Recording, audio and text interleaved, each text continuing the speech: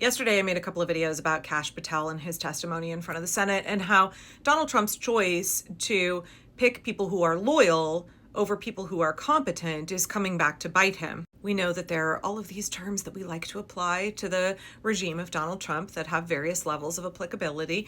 And, some of them like autocracy, oligarchy, authoritarian dictatorship, fascist state, kleptocracy. There's factions in the background wanting to make the United States a theocracy, or technocracy with technocratic bros creating a feudal state. Yeah. Okay, fine. All those terms. I really like to focus on the fact that the Trump regime is a kakistocracy, where the least qualified, most incompetent people are in charge of everything. We see that with RFK Jr. in charge of our public health, and I'm really loving the way the former CDC director is pushing back against RFK Jr. and the fact that there is growing interest in getting him removed from his position, even amongst Republicans, because he's terribly dangerous. The things that he's doing are absolutely not based in science. He's not even like a quack, because he's not a medical, he has no expertise in this area at all. He is completely unqualified. He's a Nepo baby lawyer from, like a family with generational wealth and political power, who made, the last 20 years of his career spreading disinformation, anti-vax nonsense. And now he's in charge of the public health of 340 million American people, and he's fucking it all up, right? And I understand Donald Trump, right? In his last term, he had people who stood in between him and his terrible, awful plans. And this time around, he picked people based solely on loyalty. And I would also argue intentionally choosing people who were not qualified. I think having incompetent people in charge of various aspects of the federal government was a conscious choice that Trump made, because it can render all kinds of departments basically non-functional. It destroys democratic norms. It destroys all expectations of normal function when you have people who don't know what the fuck they're doing, making very dramatic, consequential, expensive choices. Right, we see RFK Jr. firing all kinds of incredibly qualified folks in order to put a bunch of quacks in their place. And we see that Kash Patel with the FBI is doing the same thing. He said, I think it was yesterday, that it would take 14 years to rehire and fill all of the positions from the folks that he has fired from the FBI. We saw a testimony from, but we saw senators who pointed out that Kash Patel has taken very qualified FBI agents and either fired them or reduced their role to doing very low-level immigration enforcement, that he's canceled whole teams of people doing really important investigative work on behalf of the American people. And in both of my videos yesterday about Kash Patel, I was saying, I really think this is coming back to bite Donald Trump in the butt. It's not just RFK Jr., it's not just Brooke Rollins in charge of the USDA, it's not just Pete Hegseth, and his day drinking, signal chatting, running the Department of Defense. It's also nut job conspiracy theorist podcaster Kash Patel being in charge of the Federal Bureau of Investigation for all of the American people.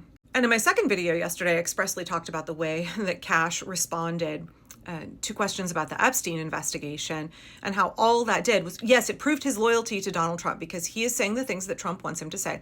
He's saying that there's no more information. He very carefully worded his responses to the senators in a way that he thought was going to uphold Trump's narrative, but also he was trying to not perjure himself, lie to the senators under oath. Congressman Jamie Raskin said to Kash Patel, upon your confirmation, you promised that, quote, there will be no cover-ups, no missing documents, no stone left unturned when it came to the Epstein files.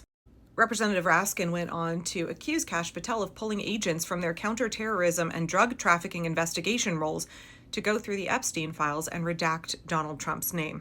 In a few short months, how did you go from being a crusader for accountability and transparency with the Epstein files to being a part of the conspiracy and the cover-up?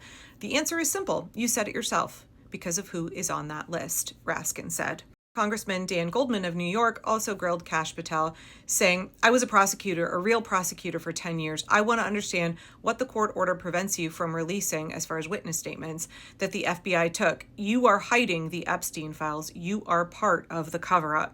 Patel responded, any allegation that I'm covering up child predators is patently false. But then he did say to the Senate that there was nothing else to release. Right, here we have a case of a guy who is putting his loyalty to Donald Trump first. He's willing to participate in a potential cover-up, right? A very large scandal that we can all see happening right in front of us. He, for years, talked about exposing the Epstein files. That was the reason he wanted to become FBI director, even though he is wholly unqualified. He is a conspiracy theorist podcaster.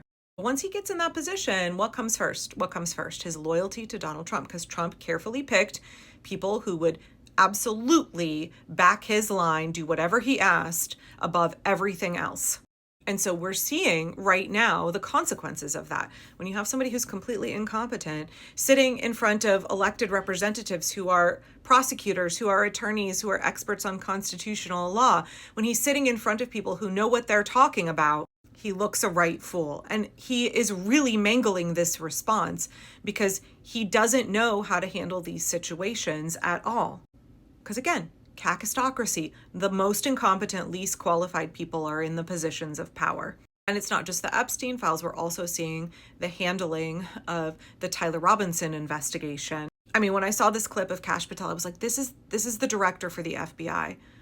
This is the man who is in charge of the FBI saying this nonsense. The written note, we believe, what did exist, and we have evidence to show what was in that note, which is, and I'm going to summarize, basically saying, the suspect wrote a note saying, I have the opportunity to take out Charlie Kirk, and I'm going to take it. Let's be clear. Kash Patel said that note had been destroyed, but we're just supposed to believe him that he knows everything that's in it. And then he was just going to summarize. He's just making up on the fly what it said. But again, he said that note has been destroyed. And we're supposed to believe this guy is capable of running investigations. Now, keep in mind, he also previously falsely claimed that the suspect in Charlie Kirk's murder had been arrested when that wasn't true. He is in charge of the Federal Bureau of Investigation, and he is wholly unqualified. And I guess my question here is, at what point are the people fed up with the ineptitude? Because the things that Kash Patel is bungling right now are things that the MAGA base cares about. The Epstein files and the handling of the Charlie Kirk investigation. It's very much like Elon Musk running Doge, right? The more we see of these guys, the more they are put forth in front of the American people, the more everybody comes to realize that they are in fact incompetent boobs. Their resumes should have been enough, right? We understand that their number one priority, their only qualification in Donald Trump's eyes was their absolute loyalty to him above all else. And their incompetence was just a bonus for him, right? He could weaponize that incompetence for his malicious ends. But at some point, right now, it comes back to bite the regime in the butt. The ineptitude starts to piss off the base. The bungling, the mishandling, the intentional cover-up. All of those things start to erode the base's support for the regime because Kash Patel is Donald Trump's appointee. Kash Patel works for Donald Trump.